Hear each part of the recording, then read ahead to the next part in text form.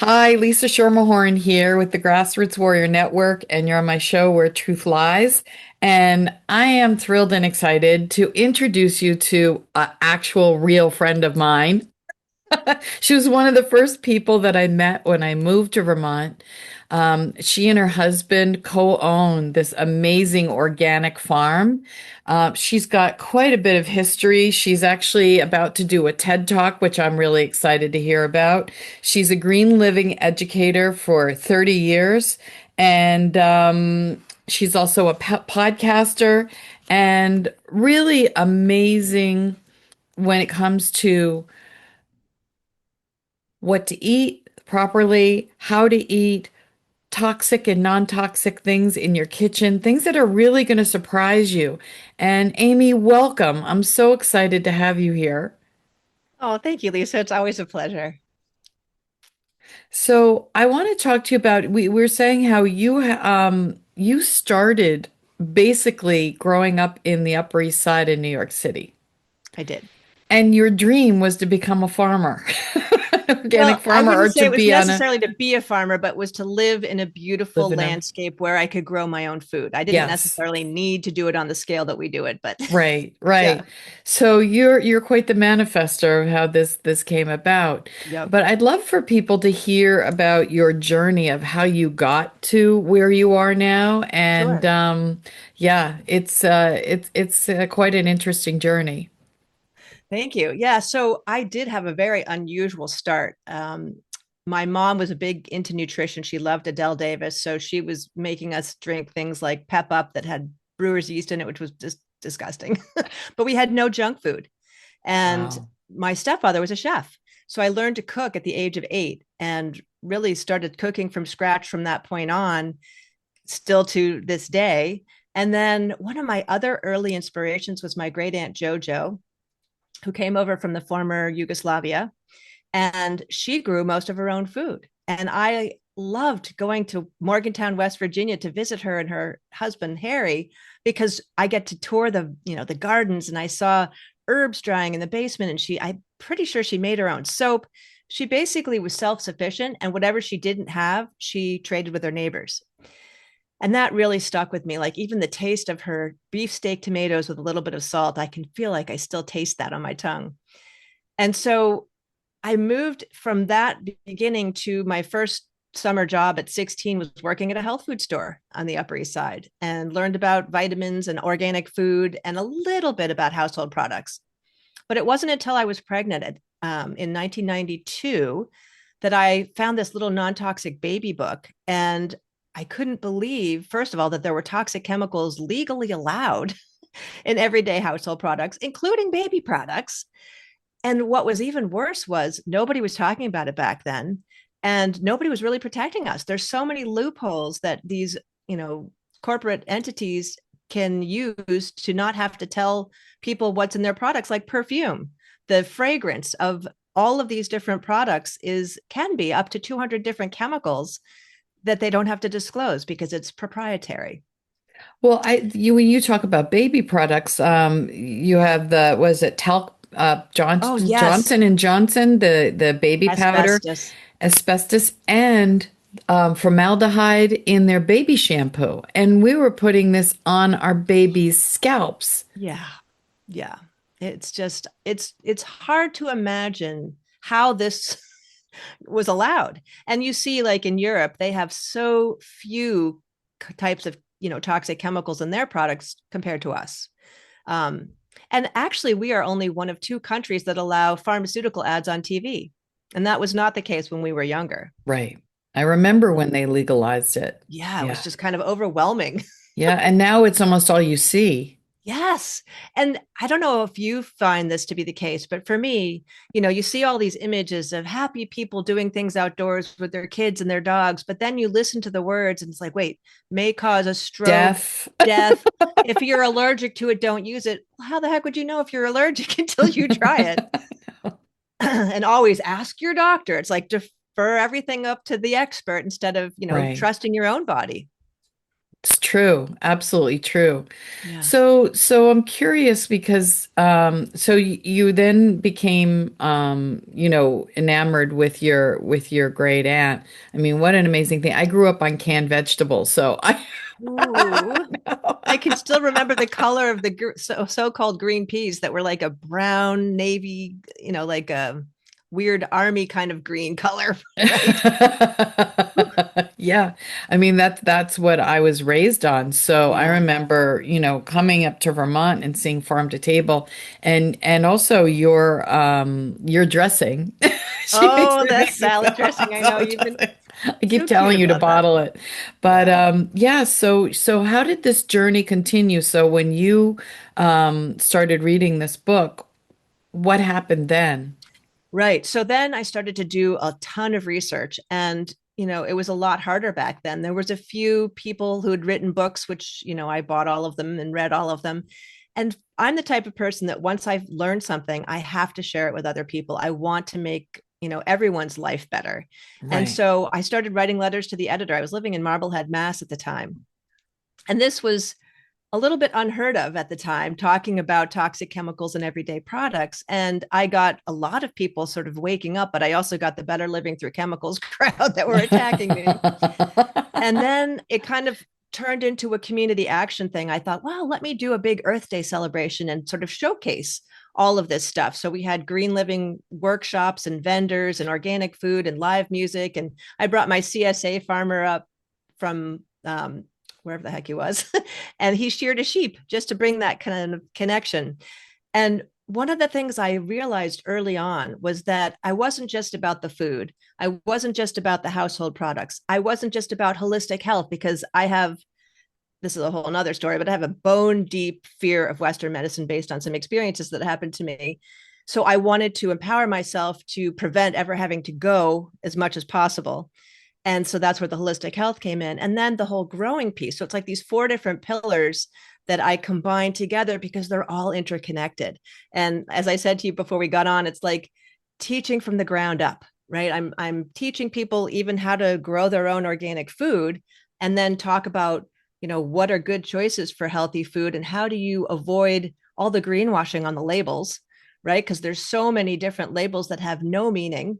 And I Right. went through about 100 of them at one point and wrote an ebook about it, just to let people know which labels actually were verifiable and had some sort of independent entity checking them, which ones were somewhat useful, and then which ones, like natural, which are completely meaningless, have no Right. real I definition. was just going to say I had heard that the when you see all natural, it means nothing. It It doesn't. absolutely And means nothing. the frustrating part, I think, is that people assumed that meant no pesticides or organic or no GMO, but that is not the case. No, no. And then I just saw something about grass-fed beef. Unless it Yes, I did says too. grass finished, it Correct. doesn't mean anything.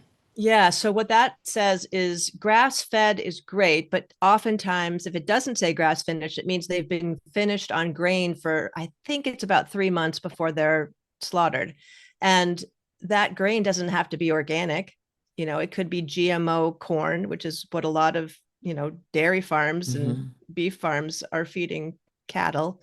And yeah, so it's really tricky. And then there's even a whole thing about grass fed from other countries, and do they have the same rules and regulations? Is grass fed, grass finished from somewhere else the same or worse or better than US grown? So there's a lot of weird stuff that's going on with our labeling and Yeah. I all that even kind of saw stuff. something where they talk about when a company will say we don't have phthalates, these hormone disruptors in them anymore.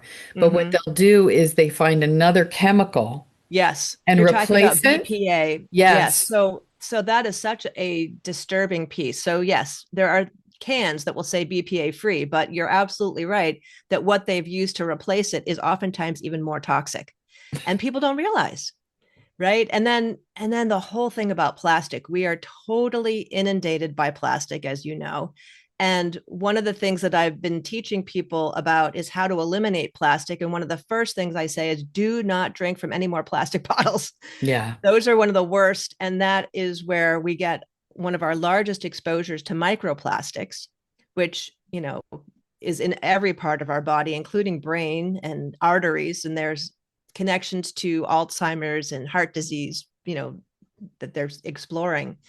And one of the things that I don't think people realize is microwaving plastic or Oh, putting plastic in the dishwasher. And these are things that I talk about in my new Your Non-Toxic Kitchen Reimagined course, because I think that people don't really know what's going on necessarily. And they're making changes, hoping for the best. But if they don't have a framework for making the decisions, like, okay, well, which decisions are actually going to make a difference? And how do I evaluate all these things in my kitchen so I know the next time a new study comes out or some influencer says, do this, do that, or swap to this, to that? I want people to feel like they can become their own best expert, not to have to right. depend upon me or So anybody else. I'm curious because you just said plastic in the dishwasher, right? So you Yes. don't really hear. So what happens when you put plastic in the dishwasher? Because I noticed that whenever I empty my dishwasher, anything that is plastic in there isn't dry. Everything else dries, but it's Oh, that's always interesting. still wet. I always have to Yeah. set it aside and let it dry. Yeah, so it's kind of like what happens to plastic clothes in the washing machine and dryer. And what I mean by that is, like nylons and all those different recycled plastic fleeces and all that kind of Yeah, stuff. But what happens in the dishwasher is similar. It's in contact with heat.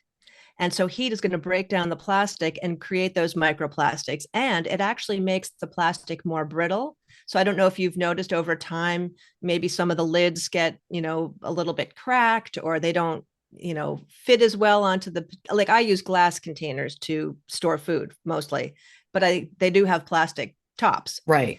And I talk about how I deal with that in that course. But yeah, the whole issue of the microplastics that are getting washed out of the dishwasher and onto your dishes and glasses, right? Because whatever you're using, even for dishwashing detergent, is going to be leaving a residue. And so you have that plus the plastic when you put Right. plastic in there.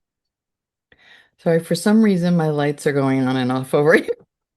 Uh If oh. you Are we saw being it visited? just with, yeah, we might be. Uh That was a oh. confirmation. Oh, So, wow. so I'm curious because there are apps out there that people use to check that are things are non-toxic. What Yeah. are things that you offer above and beyond that if people already have those apps? Yeah, so I think the biggest thing is the framework. So the apps will kind of analyze certain products and tell you what the problematic chemicals are, and then maybe some of them might offer swaps. I don't really use the apps too much because I've done all the research myself and I Right. know how to read a label. But so I'm teaching people how to read labels and how to understand things like natural being meaningless. And if there's no certifying agency, even wild caught doesn't mean anything. And that was one of the biggest bummers when I, Really? yes, What? unless it has a, what I'm is it? like The afraid to go marine to the something. grocery store I anymore. know, Like, I know. seriously. I know. I'm actually going to do a walking tour of a supermarket, but I have to get permission in order to be able to do that. So that might be tricky. I might have to go to a food co-op, but somebody's going to hopefully let me walk through and kind of talk about the things that I look for when I go shopping.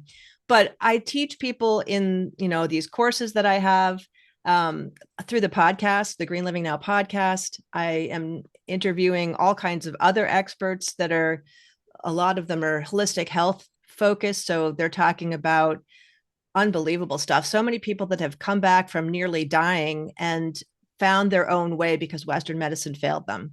And so they've used holistic tools or they've, cleaned up their food in their homes and done holistic things that they had to figure out on their own. Right. And then I've got, some of these guys and gals who have all these cool products like red light therapy and somebody that teaches self massage. And there's just so many different neat folks that I've talked to on there. Yeah, I use the red light therapy. I have a Oh, mask you that I do? use. Yeah, Oh, yeah. I cool. I really never love thought it. about that. Yeah. Yeah. Neat. Have you noticed a Um, difference?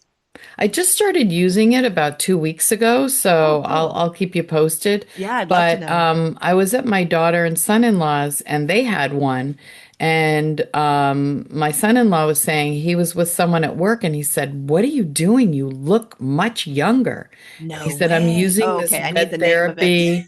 therapy mask." So the one I use has four different lights, not just Ooh. red.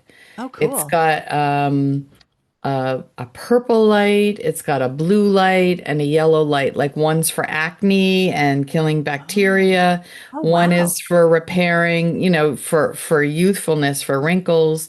Yeah, all the lights do different things. Nice. Is that the same one your son has? No, I did Oh, some he's got a different research one. and got a different one. Yeah. Okay, I'll have to find out which one that Yeah, is. I'll get it for you. Nice.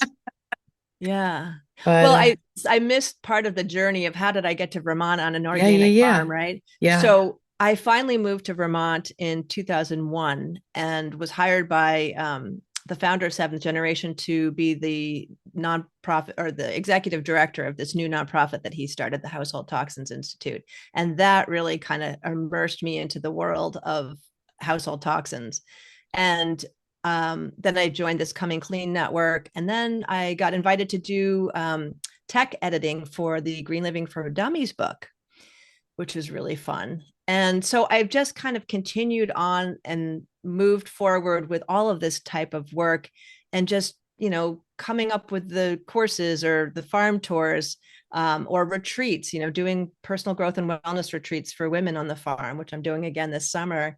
Uh, But just and the to podcast. stop you, so Sure. we live in this beautiful area called the Mad River Valley in Right. Vermont. I think you're the only organic farm, correct? In the Actually, there valley? are others now. Oh, there Dave was are. the first. Dave was the Okay, he first, but was the yes. first. Hmm. So if you just want to come to Vermont to see the area, it's beautiful. But I've done the farm tour with Amy. It's fascinating. And you have people who come from all over, Yeah, correct? out of the country even. Yeah, yeah. So talk about what's involved with the farm tour. Like Sure. what do you Yeah. do with So people? okay, so it's both educational and experiential. And so what that means is I actually take people through the fields and they're tasting green beans off the vine or cherry tomatoes that they're plucking themselves, and learning about what does certified organic really mean. And what do we do in order to work in harmony with the land to grow this incredible nutrient dense vegetables and fruits. So we covered the organic farm. Then we do the maple sugar house because Dave, my husband's been a sugar maker for 5 generations, or he's one of 5 generations of sugar Mm. makers. And so we talk all about how does maple turn from sap from a tree to this incredible liquid that we use. And then we do a little bit up here at the house because I love having my own gardens. I've got a little house garden and some other, herbs and flowers and things in the front of the house. And then we end at the back with the big hydroponic greenhouse that Dave was one of the founding members of. We sold his shares 6 years ago, I guess, It's but very cool to see how it is everything's wild. grown. It is. Yeah. It's really wild with all the lights and what they have basil in there. Basil, green leaf lettuce, and watercress. And actually, they Watercress. added a fourth one. Now they're doing Thai basil Oh, wow. for some reason. Yeah, I guess that's a big thing at the Whole Foods. I think mostly in Massachusetts. There are probably a lot of um, people who are making food that needs Thai basil in that area. Nice. Yeah. Nice.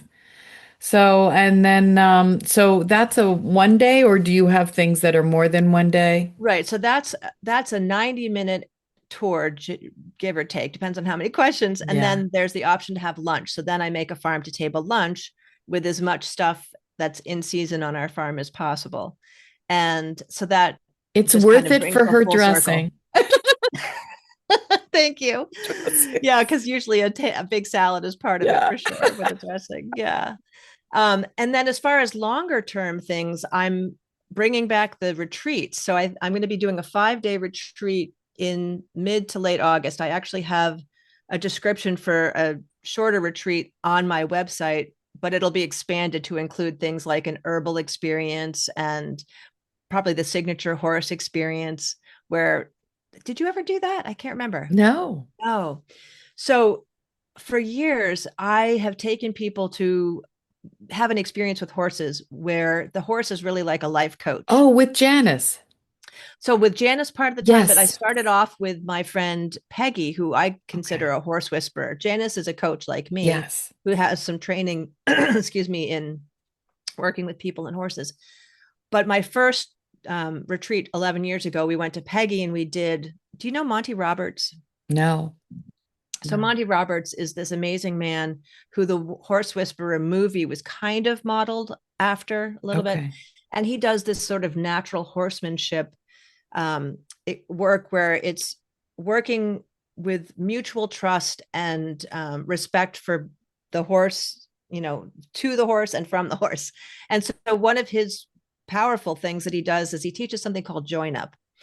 So if you imagine a round pen, which is basically metal gates that are forming a circle, and everybody would have a turn by themselves with Peggy and one horse. So the people would be standing in the middle, the horse is kind of on the outside of that inner circle. And with this little carrot stick thing, which is basically, a stick with a string at the end of it, which you wiggle, you move that horse around you and you tell that horse which direction to go. So if they're going, one way, you're going to want to stop them and make them go the other way, because that's one of the ways that we establish ourselves as the leader is whoever moves the other person, the other creature's feet is the boss. So Okay. that means like if you're standing next to a horse and the horse nudges and you're thinking, oh, that's so cute. He's, trying to get my attention. No, that horse is saying, oh, I moved your foot. That means I'm the boss of you. Oh, I didn't know that. Yeah. So what this experience with join up does is and eventually the horse starts to show signs of, hey, I want to be a part of your herd, because in the wild, horses by themselves are the ones that get plucked off by mountain lions and Right. whatever. And so the horse will start to drop their head and start doing this licking and chewing movement with their mouth. And that's the moment where you realize, okay, now you stop driving them around you, you turn your back to them, and you literally let them join up with you. So what happens, I've never seen it not work in the times that I've done this with Peggy. You'll feel the horse come up to you and start, breathing on your neck and maybe like nuzzle you a little bit. And then you turn Wow. around and, you give it love. And then without any lead rope or halter on, you can walk around that pen and that horse will follow you. And so that Wow. means that horse is taking you as their leader and says, I want to join up with you. It is so Wow. incredibly powerful. Like I just got goosebumps thinking Yeah. about what happened, especially, I mean, anybody that's done it, but especially that first group, because I was working with some female veterans that had some awful trauma from being in different, wars, and the healing that came, especially from that horse experience. Even this woman who's my co-leader for the retreats this year, Andrea, was one of my clients in my retreat, and she's a therapist, and she said she got more out of that horse experience than years of therapy. It is Yeah. so profound because they're reading your body language. They can even detect your heart rate. They know when you're nervous. And I have a perfect example of that because this thing that happened a bunch of years ago. So my daughter had this life-threatening brain tumor experience and she's fine today. But I had just come back from all this time in the hospitals and whatnot and was pretty stressed out. And I was going to do this session with this horse by the name of Freedom, this giant, white, strong looking horse. And as I was looking at him inside the pen, he's running around like a crazy man. And I'm thinking, I don't want to go in there. And I had horses at this point. So I had a fair amount of horse savvy, Mhm. that's a whole nother story. I said to Janice, I'm not comfortable going in there when he's acting like that. And so she said, yeah, I get it. Let's just turn around, keep your back to Freedom for a minute. Let's talk. So I think we spent maybe 5 minutes talking about what I had just been through. And then I just kind of took some deep breaths, grounded myself, let go of all of the worries that were in my head. I turned around and then there's the horse just staring at me, blinking. I'm like, wow, I know this stuff. And it was still so powerful to see I changed my energy, that changed his energy. Yes. Right. So I walk into the pen, he follows me around, I'm petting him. Then he lies on the ground and puts his legs up in the air, like in a total submissive position. I'm like, What? this is amazing. Yeah. So that was Wow. pretty That's cool. incredible. I've done a little bit of work with Janice where we had to use our energy to get the horses to move. Yeah. They had to detect and sense us. I've spent very little time around horses. I've had Yeah. some in my childhood and then a little bit as an adult, but I have friends who are involved in nonprofits that work with veterans with PTSD Yes. It's and amazing. autistic Yes. people, children and adults, Yep. how calming and how much they heal. I have a friend, Lydia Kalishnik. She's going to kill me. I can't pronounce her last name. Sounds like a tricky one. I know she was in the movie with me, Zero Limits, but she does a Oh, lot of work with horses as well and healing. So yeah. that's really profound. Yeah. So now this retreat you're doing, so there's experience with the horse. What else do people get Oh, to? right. So, and then organic gardening. So they'll learn about organic gardening. We'll talk about the green living stuff that I do, like how to eliminate toxins from your food and your household products. We're oh, the herbal piece. We'll have a workshop with this fantastic herbalist that I've worked with before. And then Andrea brings in her work as a therapist. And so one of the things we're going to be doing is nervous system recalibration, right? Because Awesome. we're all, most of us, I would say, are pretty stressed out, and we're, one headline away from freaking out about whatever is going on in the world. And so we want to help people just kind of ground themselves, like I did with the horse freedom, really Yeah. ground ourselves, let go of all this outside stuff, come back to who we are inside, that that soul, that higher, Higher part of our self. higher Yeah. consciousness part of Yeah. ourselves, right? And if we can operate from that place, we make such better decisions. When we're Yes. so stressed out, as I know from your own work, when we're stressed out, we don't make the best decisions. Not only do we not make the best decisions, but our bodies can't heal Well, because that's all true the too. energy is going into fight or flight Yes. that your body can't go into any healing. And Yes. so whatever's going on exacerbates in your body. Yeah.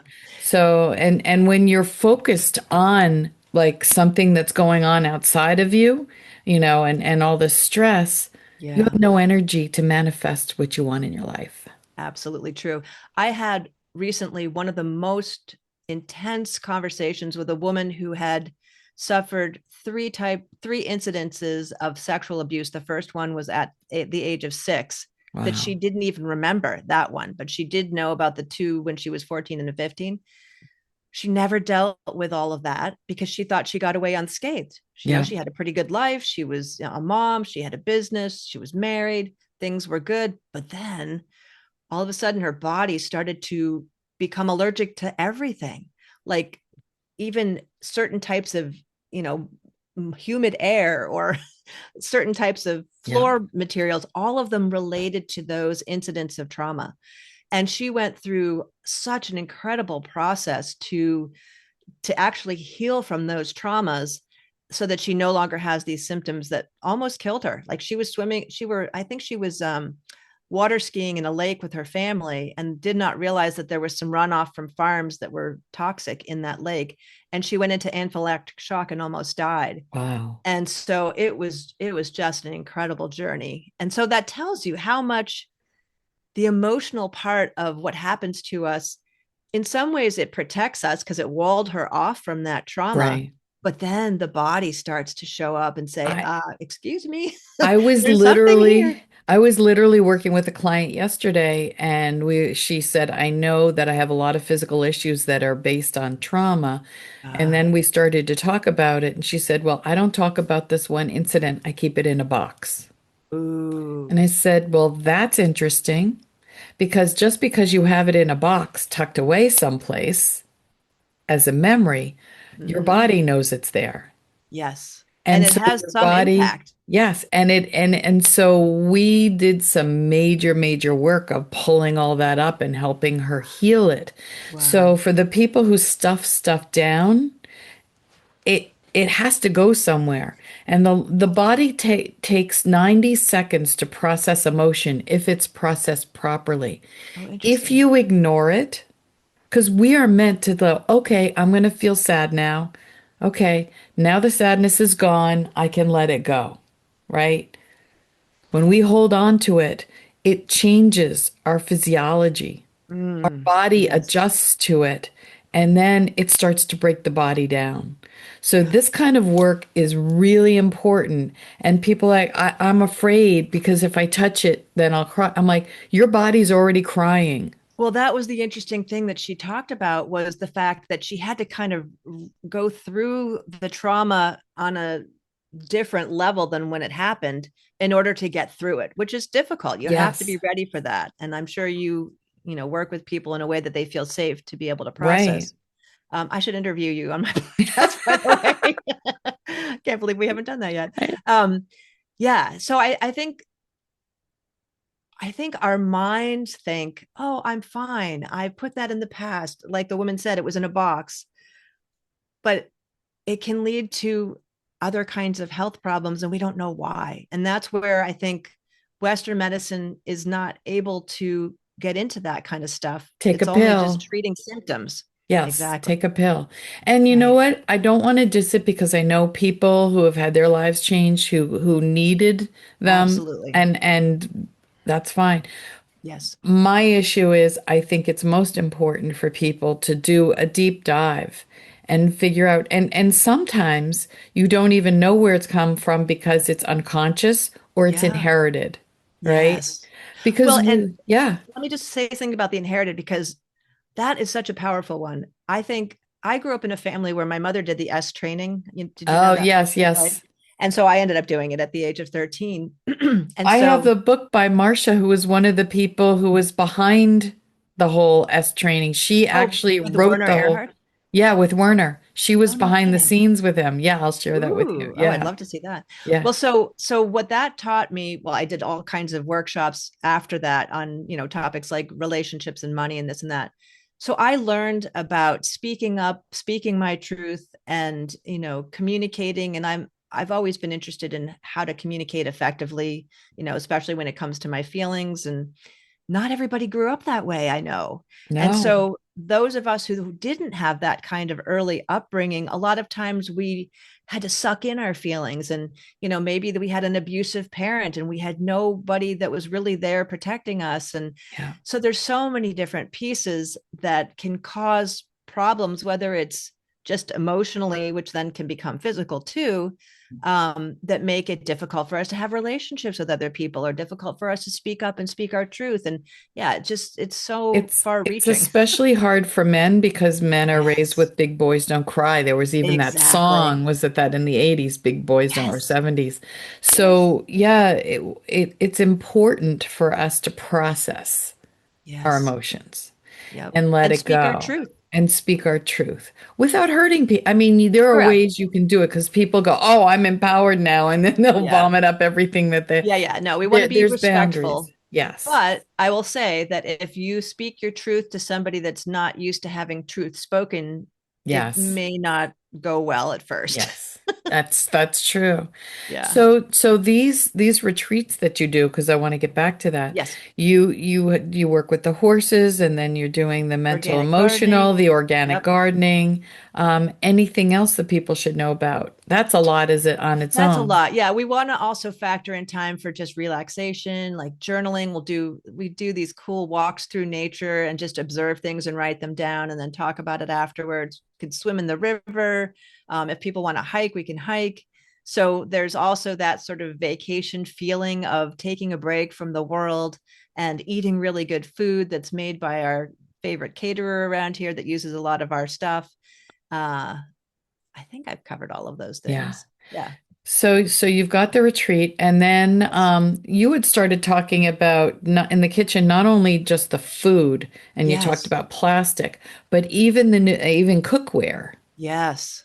Yeah. So the non-toxic kitchen reimagined course that I did it was great. I got some fantastic reviews from people who said, "Oh my gosh." One naturopathic doctor said, "I'm recommending this to all my patients because I don't have the time and, wherewithal to do all the research that you Amy have done, I have done." Yeah. Um I made it easy and fun because I made 5 short videos that are under 10 minutes each with a little bit of accompanying text with an optional exercise to do at the end but it shifts the way people think about the choices in their kitchen. So you'll be talking about how do you make a decision about what cookware, right?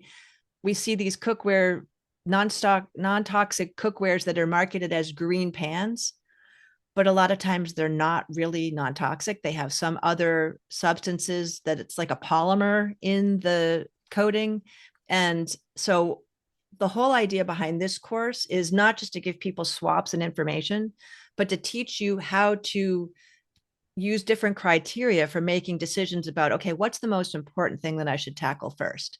Like I used to think microwaves were really unhealthy because back in the, early days when I was researching, that's what the experts were saying, that, oh, it Right. chemically changes the food. Well, apparently there's studies now saying that that's not necessarily true. So is microwaving my food such a bad thing? I'm still not going to get a microwave, but I don't have one either. yeah, I just don't like So the they were uneven just wave. the expensive timer for me. I Yeah, would use it exactly. to Another time clock. things.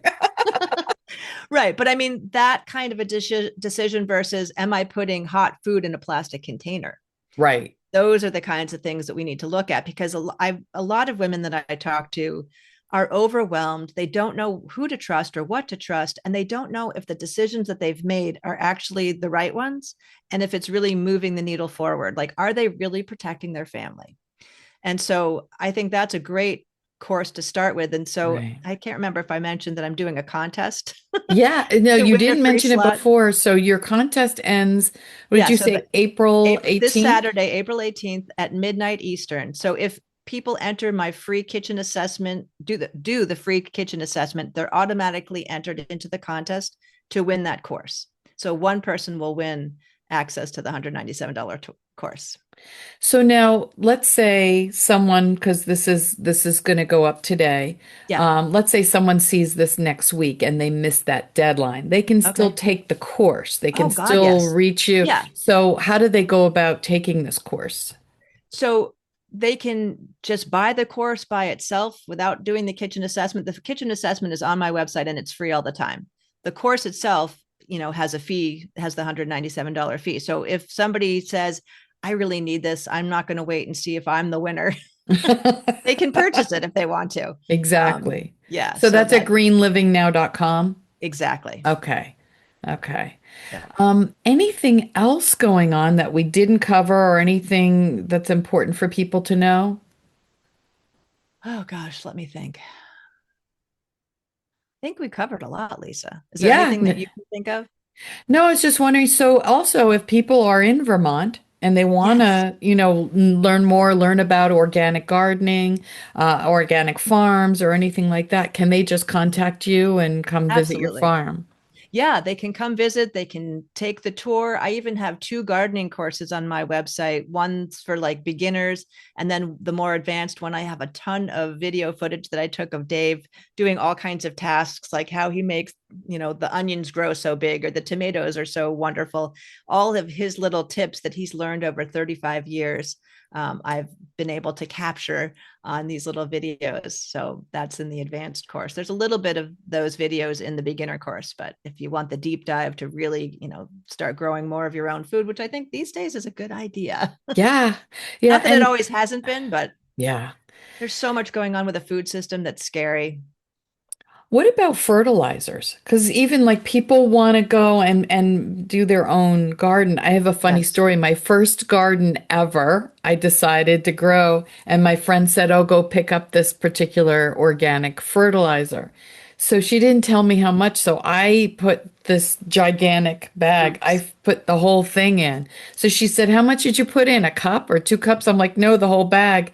Oh And she no. said, one of two things is going to happen. Either all your roots are going to burn, or you're going to have this crazy garden. Giant green I plants. had a giant green, crazy I had cucumbers growing down my yard. I had zucchinis growing down Oh everywhere. my I gosh. had a new zucchini every day. Like literally, I was like Wow, that's overnight. I was like, what's incredible. happening? But I That's awesome. haven't had a garden like that since. Wow. Do you remember what fertilizer it was? It was at V's, I think, or whatever. I don't Oh, okay, like remember. probably a pro grow or something that organic farmers use, maybe. Well, Maybe, I so don't know. one of the differences about organic and what kind of fertilizers we use versus the conventional farms is, instead of using the petroleum-based fertilizers, which Yeah. are very fast acting, we So that's use like the things. Miracle Grow, would you say? Exactly. You do not want Miracle Grow or anything like that. What you do want, though, is things like compost, composted manure, but then that gets a little tricky because it depends on what the animals are eating and then, what's in their poop. Oh, I didn't But even things think like, about that.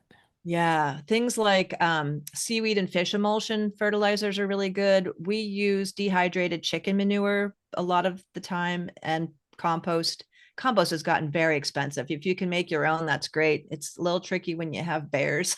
like we do, or other creatures, because we have lots of nature running through here. But so those are slower released. And Yeah, one of the things I talk about in my tours is what you want to achieve with an organic garden is you want to grow a healthy soil to grow healthy plants. right. That's really the bottom line. So we keep about a third of our fields in cover crops like winter rye or gosh, what were some of the other ones he did? Well, I can't remember now the names of it, but those grow and then they die back when the frost comes. They pop back up in the spring and then he plows it into the soil because it's building the organic materials because you really Mm, want to keep growing that soil. All those healthy microorganisms that are eating all that stuff, they're the ones that produce the nutrients too for your plants. And so that's a really important thing to do. But if you have a small garden, it's a lot more affordable to, purchase those types of good fertilizers. yeah. Well, that's awesome. So I encourage people, if you see this before Saturday, enter the contest. If not, if it's after, then, just I encourage you to take this course. Amy is so knowledgeable and she's got an incredible amount of integrity. I've known her for 10 years. She was one of the first people I met here, and she and her husband opened their arms and their hearts to me. And I can't tell you how much I appreciate you and what you Oh, do for this community. And thank I you. want to thank you so much. And please look into taking this course because I think it's really going to benefit so many people. Oh, thank you so much, Lisa. You're the best. Oh, well, thank you. And I can't wait to hear about all the people taking your program this summer.